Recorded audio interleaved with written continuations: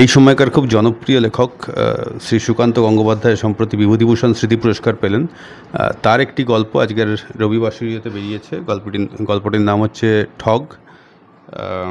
তো একটু স্পয়লার না দিয়ে যদি গল্পটাকে ছোট করে বলি, যে প্রোটাগনিস্ট মাঝবয়সী এক ভদ্রলোক, ছেলে থেকে ভদ্রলোক এই সময়টার মধ্যে আর কি, যিনি শখে সিনেমায় অভিনয় করেন।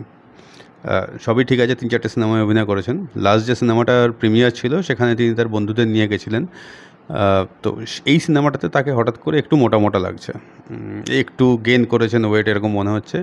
এই নিয়ে যখন তারা ফেরার সময় রবীন্দ্রসদন মেট্রোতে কথা বলছিলেন, তখন সেই সময় তাদের কথাবার্তার মধ্যে ইনক্লুড করেন 30-32 বছরের এক মহিলা একটি কোম্পানির সেলস গার্ল, যিনি যে কোম্পানি আর কি মানুষদের রোগা করার ওষুধ বিক্রি করে আর কি।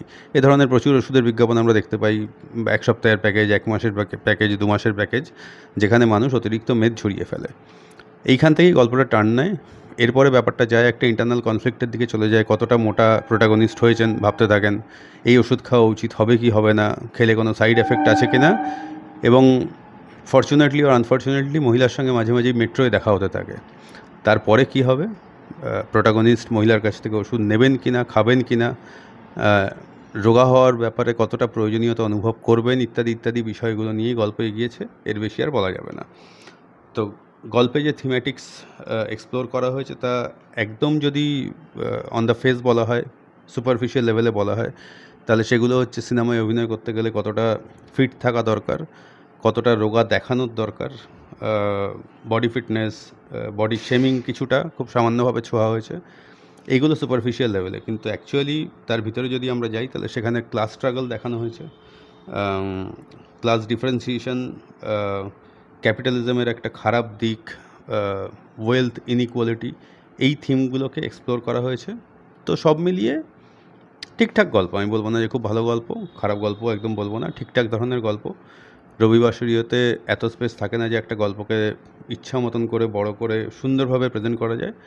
যা শব্দ সংখ্যা যা উতরে যায় গল্পটা আর কি, এটুকুই বলার। ব্যক্তিগতভাবে আমি যদি সুকান্ত গঙ্গোপাধ্যায়ের অন্যান্য বই বলি, যেগুলো আমি সবসময় বলে থাকি, যেগুলো আমার খুব প্রিয়, মল্লারপুর, প্রাণের মানুষ, মেঘেদের ঘরবাড়ি, এগুলো। আমাদের চ্যানেলে সুকান্ত গঙ্গোপাধ্যায়ের আরেকটি গল্প আমরা রিভিউ করেছিলাম, বেরঙিন বসন্ত। তার লিঙ্কটা আমি ডেসক্রিপশন বক্সে দিয়ে রাখবো, পারলে গিয়ে সেটারও রিভিউও দেখতে পারেন।